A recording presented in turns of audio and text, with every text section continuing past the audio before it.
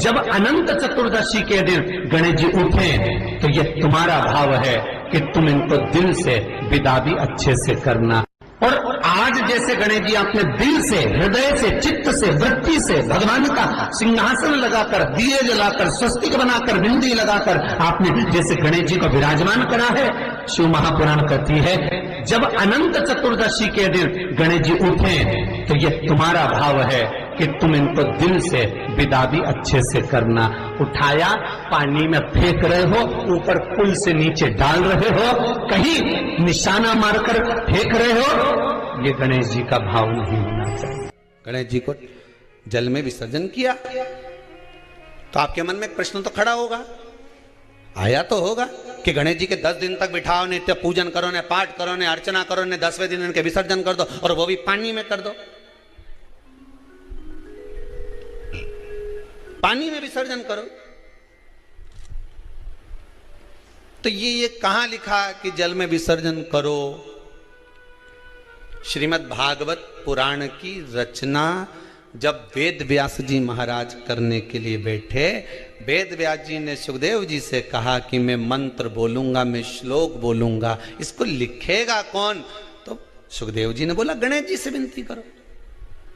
गणेश जी से कहा कि आप लिखोगे? गणेश जी बोले मैं लिखने को तैयार हूं, पर बोलते बोलते तुम रुक गए तो मैंने भी लिखना छोड़ दूंगा, उसके बाद मैं भागवत को विराम दे दूंगा, मैं आगे नहीं लिखूंगा।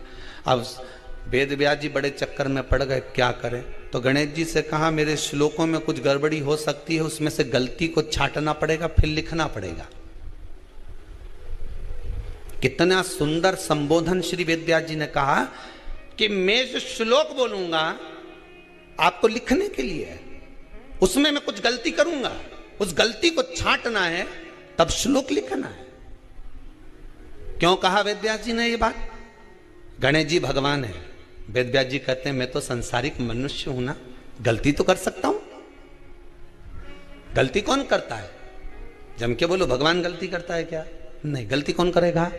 मनुष्य। गलती मानव करेगा, गलती मनुष्य करेगा।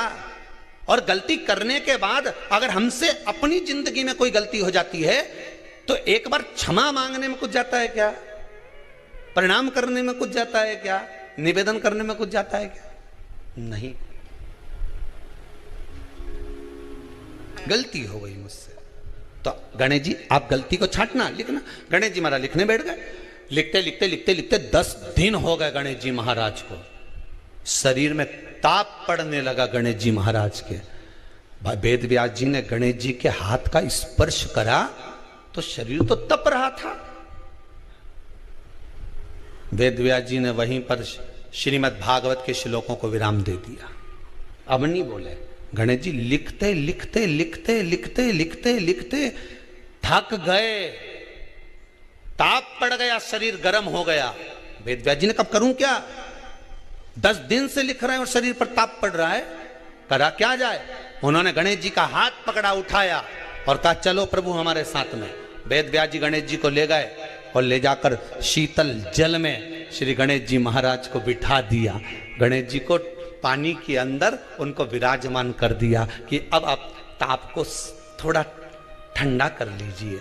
शीतल जल में बिठाया। उस दिन से नियम हो गया कि 10 दिन गणेश जी बैठते हैं और फिर उनका विसर्जन होता है पानी के अंदर, जल के अंदर। शरीर का ताप मिट जाए।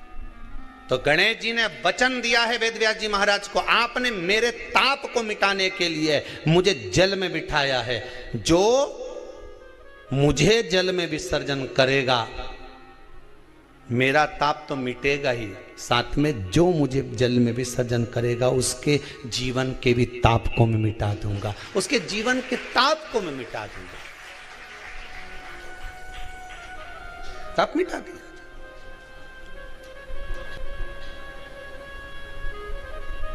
पर करो गणेश जी का विसर्जन, मना नहीं है वो, पर अच्छे से करो रे हो।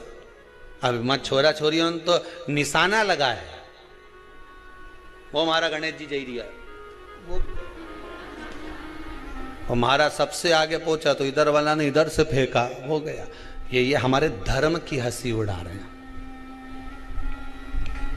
ये हमारे धर्म की ऐसी है। को बचाने का प्रयास एक हिंदू ही कर सकता है। गणेश जी घर में बिठाओ, बिठाते हो सब लोग? जम के बोलो, ठीक है। फिर गणेश जी का विसर्जन भी करते हो, पर जहां गणेश जी बिठाओ, गणेश जी के आसपास में कम से कम एक हल्दी की और एक कुंकू की 2 बिंदी अवश्य लगाना चाहिए, रिद्धि और सिद्धि के भाव से। कारण क्या होता है कि जब हम गणेश जी का विसर्जन करते हैं तब हमारे घर में से रिद्धि सिद्धि नहीं जाना चाहिए। जब हम गणेश जी का विसर्जन करें तो वो जो 2 बिंदी हमने हल्दी और कुंकू की लगाई है वो रिद्धि सिद्धि के रूप में हमारे घर में रहना चाहिए। कि बहू हमारे घर में, बेटा भले कहीं पर भी जाए घूम फिर कर वापिस आएगा, बेटा भले जाए फिर आ जाएगा, कोई कार्य से गया होगा, कोई कारण से गया होगा। तो गणेश जी बिठाने वालों को ये स्मरण होना चाहिए कि गणेश जी का विसर्जन हो पर रिद्धि सिद्धि का विसर्जन। 2 बिंदी जहां गणेश जी बिठाए उस दीवार पर हल्दी और कुंकू की लगा दीजिए कि रिद्धि सिद्धि हमारे घर में। गणेश जी वहां से उड़ भी गए, गणेश जी वहां से चले भी गए, गणेश जी वहां से विसर्जन भी हो गए, तो रिद्धि सिद्धि हमारे घर में, क्योंकि बहू का घर में होना जरूरी है, रिद्धि सिद्धि का घर में होना जरूरी है। और जहां रिद्धि सिद्धि होगी गणेश जी वहां आएंगे निश्चित है। और नीवी आए तो फोन तो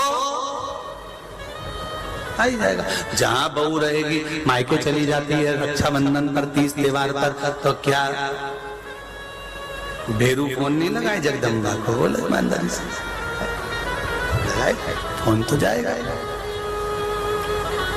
तो रिद्धि सिद्धि का होना जरूर घर में। अपने जहां गणेश जी बैठे वहां पर 2 बिंदी, एक हल्दी की एक कुंकू की, 2 बिंदी ये भाव से लगाए। अगर बिंदी नहीं लगाना है तो 2 स्वस्तिक बनाए, 2 स्वस्तिक बनाए, वो भी रिद्धि सिद्धि का हमारे घर में। महापुराण कहती है जब अनंत चतुर्दशी के दिन गणेश जी उठे तो ये तुम्हारा भाव है कि तुम इनको दिल से विदा भी अच्छे से करना। उठाया, पानी में फेंक रहे हो, ऊपर पुल से नीचे डाल रहे हो, कहीं निशाना मारकर फेंक रहे हो, ये गणेश जी का भाव नहीं होना चाहिए।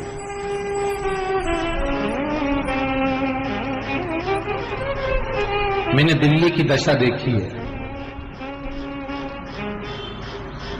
एक बार 2 वर्ष पहले गणेश चतुर्थी के बाद दिल्ली में कथा थी और हमने देखा है कि पुल के पास में रोड के किनारे इतने गणेश की शायद हजारों लाखों गणेश जी पुल के किनारे पर रखे हुए थे। रोड के किनारे पर लोग वहां से चप्पल पहनकर जा रहे थे, गाड़ी लेकर जा रहे थे, सब चले जा रहे, गणेश जी, ढेर सारे गणेश जी। और फिर गुप्ता परिवार हमको लेने के लिए आया था उस समय पर स्टेशन पर। हमने गुप्ता जी से कहा जरा गाड़ी को रोकिए, आगे नगर निगम की गाड़ी खड़ी हुई थी, उसमें सारे गणेश जी को कचरे की गाड़ी में भरा जा रहा था।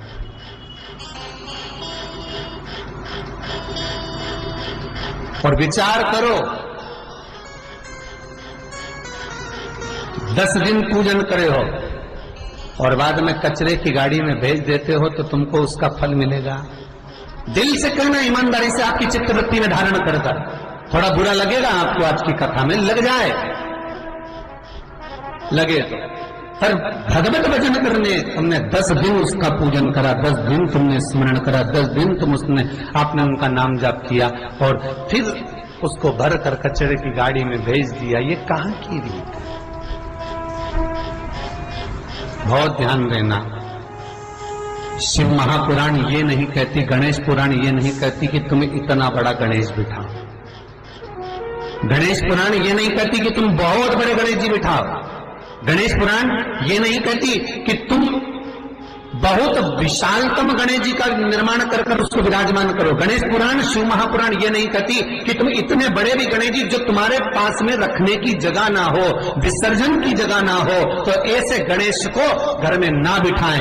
शिव महापुराण तो यहां तक कहती है, गणेश पुराण तो यहां तक कहती है कि एक गोल सुपारी के लिए अगर गणेश जी बनाकर तुमने पूजन कर कर उसको भी जलाशय में विसर्जन कर दिया, नहीं कर सकते। किसी पेड़ के नीचे खड्डा खोद कर उसको रख कर उस पर पानी डाल दिया, वो भी विसर्जन माना जाएगा। पर रोड के किनारे पर रखकर उसका अपमान करो, ये शास्त्र नहीं कहता, ये वेद और पुराण नहीं कहते।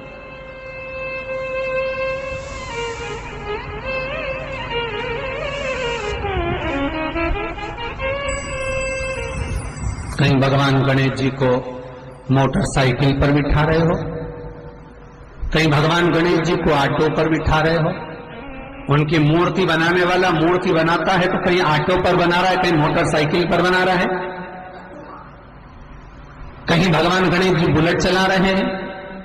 ये भगवान का अपमान है, ये भगवान का अपमान। अरे कितनी विशेष बात, कितनी विशेष बात शिव महापुराण के कुमार खंड में लिख दी श्री वेदव्यास जी ने। शिव महापुराण के कुमार खंड में श्री वेदव्यास जी लिखते हैं, वेदव्यास जी वर्णन करते हैं कि जिसके घर में भगवान गणेश की नृत्य की मूर्ति लगी रहती है, उस घर में जितने भी परिवार के लोग रहते हैं वो कहीं ना कहीं 24 घंटे काम में लगे रहते हैं, पर उनको शांति रत्ती भर की नहीं मिलती है।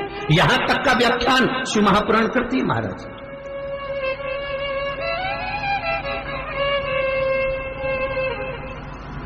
लोगों को शौक चला, गणेश जी ढोल बजा रहे हैं, वो मूर्ति का फोटो घर में लगा दिया,